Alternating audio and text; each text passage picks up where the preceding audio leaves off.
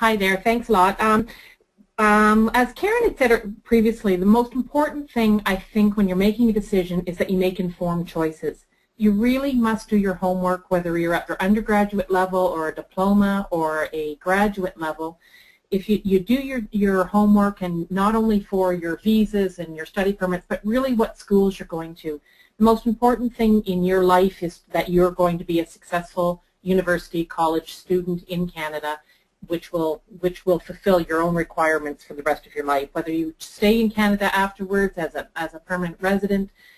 So really, you must, when you've decided at universities, when you've looked on their websites and you've looked at their English language proficiencies, you do have a couple of choices. I would also encourage you not just to look at Toronto and Vancouver, which seems to be the only two Canadian cities that international students know. There are so many universities and colleges across Canada, each offering different programming, each offering different admission requirements, and in different scholarships. So again, check into whatever is important to you. Make sure that you check into it. So when you're checking into the requirements, you will see on there every institution's website, you will see what their requirements are. Whether they'll list the TOEFL, minimum TOEFL scores or IELTS scores or the many, many other English equivalency exams that are out there. So once you've checked out those, then you know what you want to work towards. Do you want to study for a TOEFL or an IELTS exam? You'll need to do your homework. You need to check when those exams are offered in a country or a city that's close to you, when your score has to be submitted to your institution.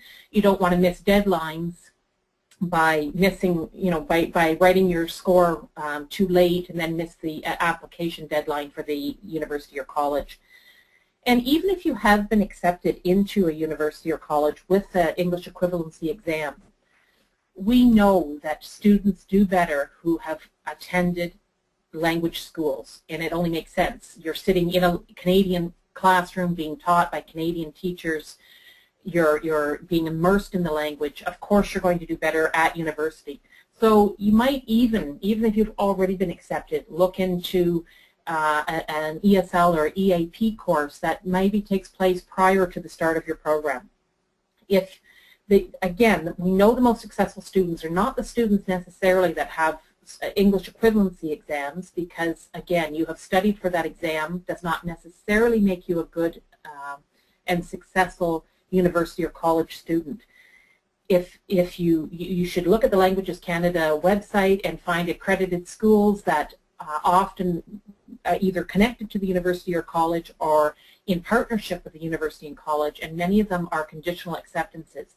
These are not pathway letters. So, for instance, CultureWorks is a private ESL school, EAP school. We are on the grounds of public universities in Canada and public colleges.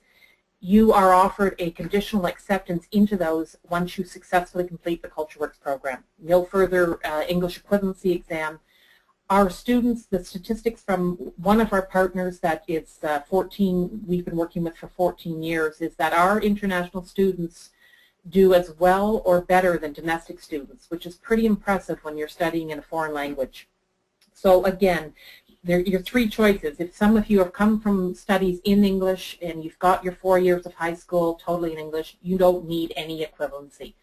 Either that, you submit an acceptable equivalency, making sure you don't miss deadlines, or you go through a language school like CultureWorks. So in the next slide is a couple of just examples, TOEFL and IELTS, and some websites, and I'm sure most of you know TOEFL and IELTS, but again, they're not the only ones, but the university or college will direct you as to what they will accept. So again, keep in mind, you want to be successful. It's not just getting to Canada, it's not just getting into a school.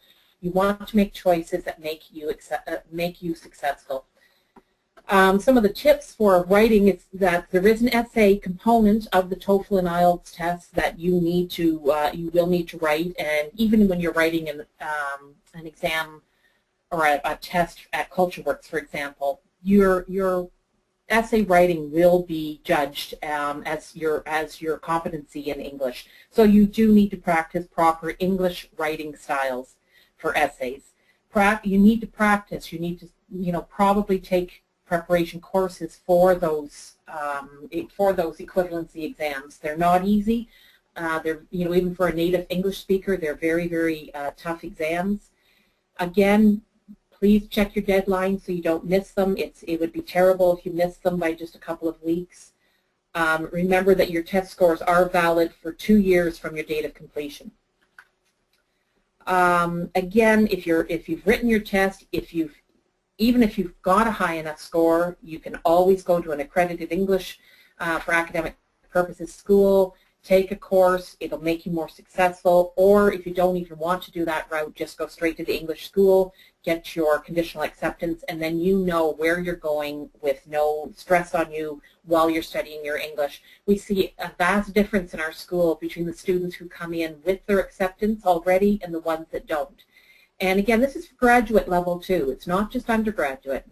There are schools that CultureWorks has conditional acceptance for many graduate programs at our university partners, quite unique in Canada at the graduate level.